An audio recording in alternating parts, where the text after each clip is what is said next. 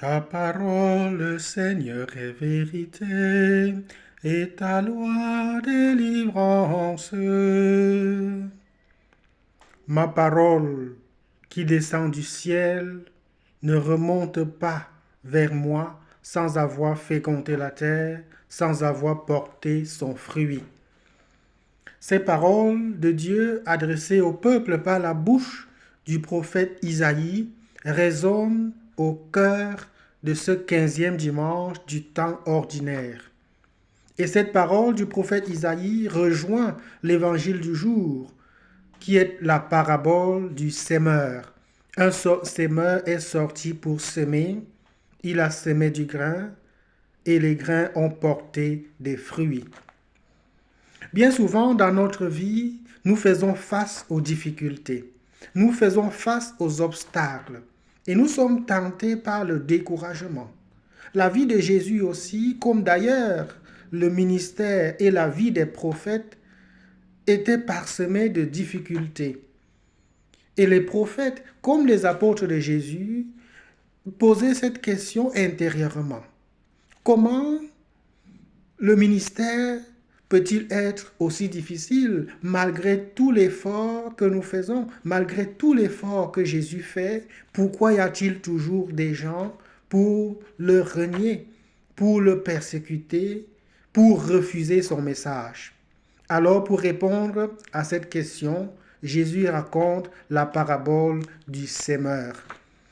Nous ne voulons pas entrer dans les détails que Jésus donne lui-même en interprétant cette parabole. Nous voulons tout simplement contempler le sémeur, la foi du sémeur, le courage du sémeur, l'espérance du sémeur.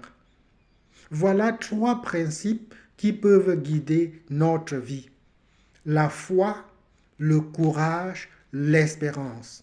Lorsque le sémeur sort pour semer, il n'a que sa foi. Il croit que la semence va lui donner du fruit. C'est cette foi qui le porte à semer. C'est la même chose que nous devons avoir dans notre vie. Tous les projets que nous avons. Croire en Dieu, croire aux projets que nous avons dans le Seigneur. Deuxièmement, le courage du semeur. Il sème à tout vent, dans toutes les terres. Bonne terre, mauvaise terre, il sème à tout vent. C'est le travail du missionnaire. C'est ce que Jésus a fait. Il a prêché à tout le monde. Il ne regarde pas, est-ce que ici je serai accueilli? Est-ce que là je ne serai pas accueilli? Lorsque le semeur sème, il ne se demande pas, mais n'est-ce pas un risque que je prends? Si, mais il prend ce risque-là. Le courage du semeur. La ténacité à pouvoir continuer, à pouvoir affronter les difficultés, ne pas baisser les bras.